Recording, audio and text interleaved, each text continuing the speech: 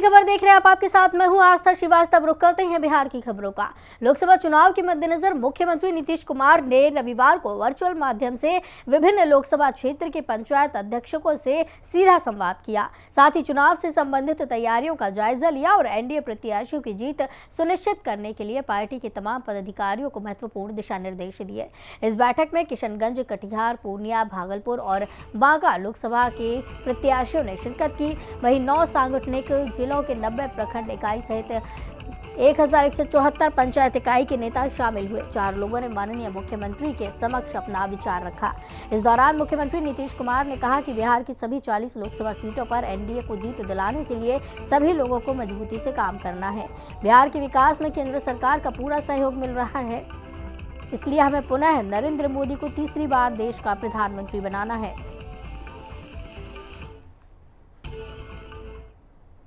रक्षा मंत्री राजनाथ सिंह ने बिहार के बांका में एनडीए प्रत्याशी गिरधारी यादव के लिए चुनावी सभा को संबोधित किया।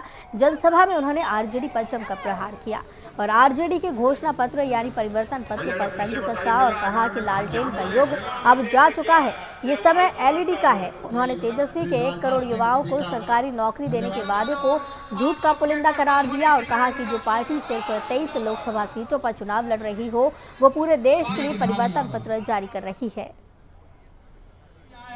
उनको आप दिखा। मैं कभी कभी नजर डालता हूं क्या हो गया है लालू जी। बहनों भाइयों, लालू जी हमारे मित्र हैं। अब मछली नवरात्रि के पर्व पर आप खाते हो, क्या संदेश देना चाहते हो? आपको जो खाना हो, मछली खाना हो, सुअर खाना हो, कबूतर खाना हो, हाथी खाना हो, घोड़ा खाना हो, सब खाओ। राजनीति केवल वोट लेने के लिए नहीं होनी चाहिए। राजनीति का मतलब होता है, राजनीति 2 शब्दों को मिलाकर बना हुआ है, राज और नीति। नीति या संस्कृत के नए धातु से बना, जिसका अर्थ होता है ले जाना, किशोर ले जाना, सन्मार्ग की ओर ले जाना। ऐसा राज जो समाज को सन्मार्ग की ओर ले जाने का काम करे, ऐसी व्यवस्था, ऐसी नीति, उसे ही हम राजनीति कहेंगे।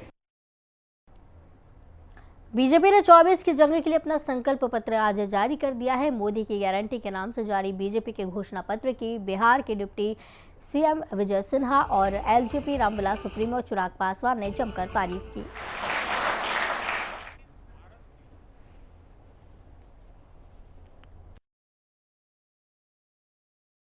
निरोग रखने के लिए, स्वस्थ रखने के लिए, इलाज के लिए 5 लाख की गारंटी। 70 वर्षों से अधिक लोगों को भी पूरी तरह से इलाज की व्यवस्था। प्रधानमंत्री का सांस्कृतिक विरासत बढ़ाने का, तमिल और सभी भाषाओं का सम्मान और देश के राष्ट्रवाद और 21वीं सदी का विकसित भारत बनाने के संकल्प को स्पष्ट झलकाया गया है। और ये मोदी जी की गारंटी है, जो कहे हैं सो किए हैं, जो कहेंगे सो करेंगे। क्या किसी और सरकार में ये इच्छा शक्ति थी कि वो नारी शक्ति अधिनियम को वो लागू कर सके? तो जब इन तमाम कार्यों को किया गया, जहां महिलाओं के सम्मान के लिए शौचालयों का निर्माण करवाया गया, तो वहीं उनके स्वास्थ्य के लिए उज्ज्वला योजना दी गई। वहीं कोई गरीब परिवार स्वास्थ्य लाभ से वंचित ना रह जाए, आर्थिक कठिनाइयों की वजह से आयुष्मान योजना भी दी गई। तो इन तमाम विषयों ने जहां जनता का विश्वास प्रधानमंत्री जी के प्रति बढ़ाया, वहीं मोदी की गारंटी पर लोगों की उम्मीदें बढ़ी हैं। पूर्व डिप्टी सीएम और बिहार विधानसभा में नेता प्रतिपक्ष तेजस्वी यादव ने बीजेपी के संकल्प पत्र को झूठ का पुलिंदा करार दिया और तंज कसा कि मोदी की गारंटी एकदम खोखली है। कैसे, आप खुद सुनिए। 60% देश के युवा हैं, युवाओं के बारे में कोई जिक्र नहीं है। 80% किसान हैं, 80% किसानों के बारे में जिक्र नहीं है। कितना नौकरी देंगे, नहीं देंगे, इसके बारे में कोई चर्चा रोजगार की, नौकरी की नहीं है। बिहार जैसे गरीब प्रदेश, बिहार के साथ साथ और जितने गरीब प्रदेश हैं, उनको आगे बढ़ाने के लिए कुछ नहीं है। एलजेपी रामविलास सुप्रीमो चिराग पासवान ने आरजेडी के मैनिफेस्टो पर निशाना साधा और कहा कि वादा करना आसान है, वादे को पूरा करने के लिए रोड मैप क्या है, इसका जिक्र परिवर्तन पत्र में नहीं है।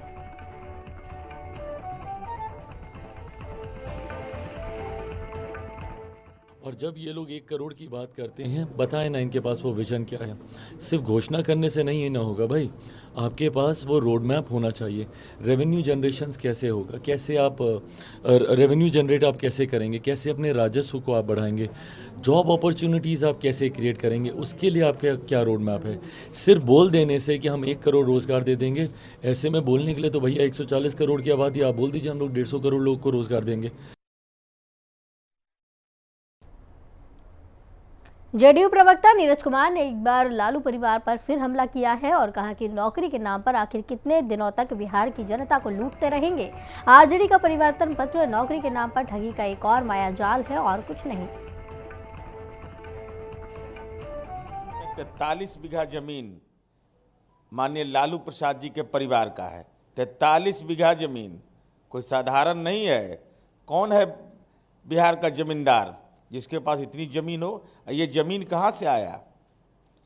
आप नौकरी के नाम पर जमीन लेते हैं और आप ही के परिवार में फुलवरिया में गुंजन यादव जो आपके घर की पुत्रवधू है, माननीय नीतीश कुमार जी के कार्यकाल में नौकरी लगता है कार्यपालक सहायक में, तो उनको जमीन नहीं देना पड़ता है। और उसी परिवार के जो लालू जी के बड़े भाई स्वर्गीय मंगरू यादव जी के परिवार में अगर रेलवे में नौकरी लगती है तो लालू जी को जमीन देना पड़ता है। बिहार के दरभंगा, शिवहर और काराकाट लोकसभा क्षेत्र से असादुद्दीन ओवैसी की पार्टी एआईएमआईएम अपना प्रत्याशी उतारेगी। ये जानकारी किशनगंज जिला मुख्यालय स्थित एआईएमआईएम के प्रदेश कार्यालय में प्रेस कॉन्फ्रेंस कर पार्टी नेता आफ्ताब अहमद ने दी। वहीं प्रेस वार्ता में एआईएमआईएम के स्टार प्रचारक आफ्ताब अहमद ने बताया कि दरभंगा लोकसभा क्षेत्र से मोहम्मद कलाम, शिवहर लोकसभा से राणा रणजीत सिंह, वहीं काराकाट लोकसभा क्षेत्र से प्रियंका चौधरी को प्रत्याशी बनाए जाने का प्रस्ताव एआईएमआईएम सदर असादुद्दीन ओवैसी के पास भेजा गया है। वो बहुत जल्द ही इन प्रत्याशियों की घोषणा करेंगे।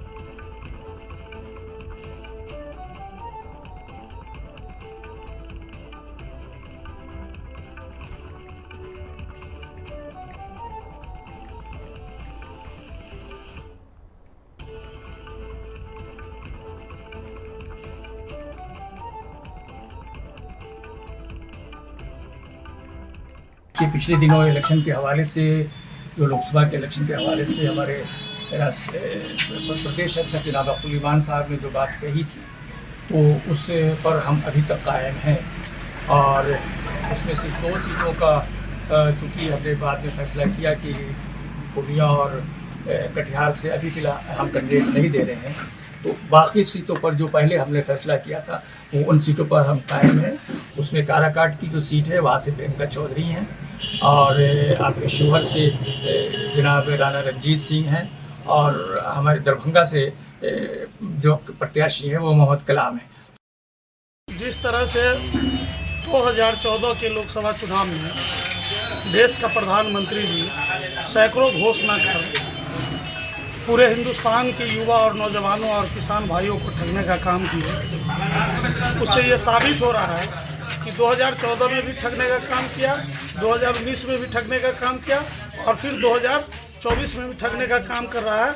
और लोकल मुद्दा जो मिथिलांचल का है वो स्वास्थ्य का मुद्दा है, शिक्षा का मुद्दा है, किसानों का मुद्दा है और दरभंगा शहर जो है जल जमाव और जाम का समस्या है। ये तमाम जो है लोकल मुद्दा वहाँ पे चल रहा है। जिस तरह से खबर अररिया के फारबिसगंज से है, जहां पूर्व डीएसपी और पटना साइंस कॉलेज के सहायक प्राध्यापक डॉक्टर अखिलेश कुमार ने अररिया लोकसभा क्षेत्र से निर्दलीय चुनाव लड़ने का ऐलान किया। प्रेस वार्ता कर उन्होंने ये जानकारी दी है। उन्होंने बताया कि स्थानीय विकास के साथ राष्ट्रीय मुद्दा और सुचितापूर्ण राजनीति के एजेंडे के साथ 2 कॉन्सेप्ट के साथ चुनावी मैदान में ताल ठोकेंगे। उन्होंने बताया कि उनका कॉन्सेप्ट 0 बजट इलेक्शन कैंपेन और पॉलिटिकल कॉलिजियम का है।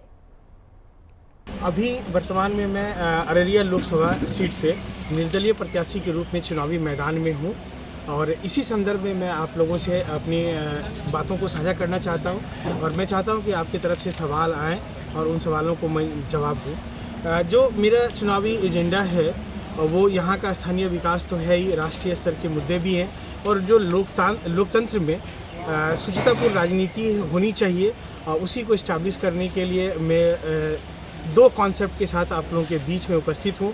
एक 0 बजट इलेक्शन कैंपेन मेरा एजेंडा है, दूसरा मेरा एजेंडा है political Colosseum.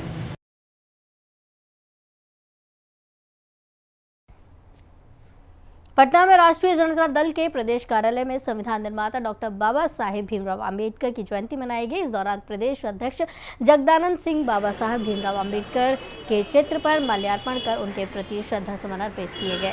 Baba Saheb doctor Bhimrao Ambedkar की जयंती पर प्रदेश अध्यक्ष जगदानंद सिंह ने कहा कि संविधान के निर्माण में उनका अमूल्य योगदान रहा है। साथ ही दलित समाज के लिए भी अंबेडकर ने महत्वपूर्ण कदम उठाए हैं। उनके संघर्षपूर्ण जीवन और सफलता की कहानी हर किसी के लिए प्रेरणा स्रोत है।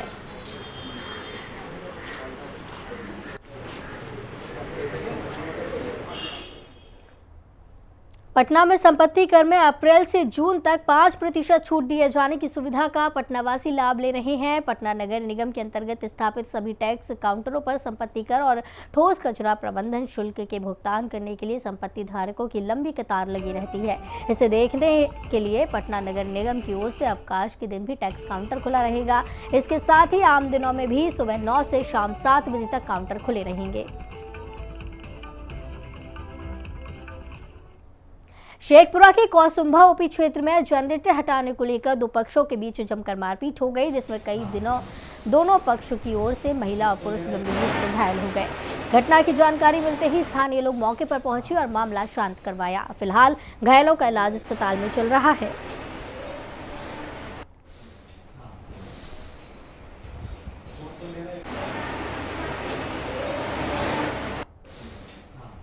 मारपीट काहे के लिए हुआ?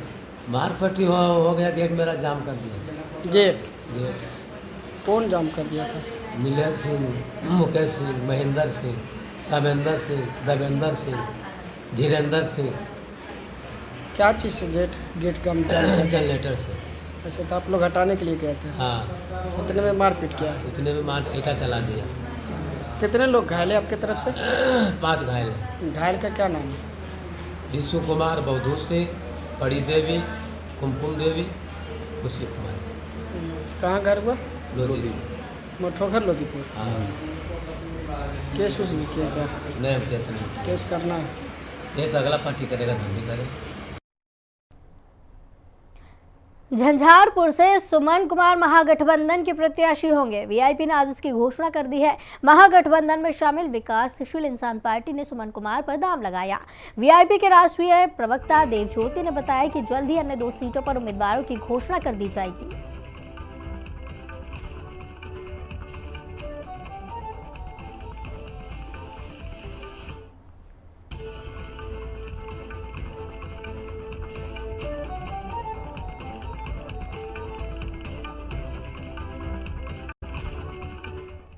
कैमूर में धूमधाम से भारत रत्न बाबा साहेब डॉक्टर भीमराव अंबेडकर की जयंती मनाई गई। यहां भभुआ में अंबेडकर जयंती के मौके पर एक भव्य शोभा यात्रा निकाली गई, जिसमें बड़ी संख्या में लोगों ने हिस्सा लेकर जन जन तक बाबा साहब के संदेश को पहुंचाकर उनके आदर्शों पर चलने का प्रण लिया।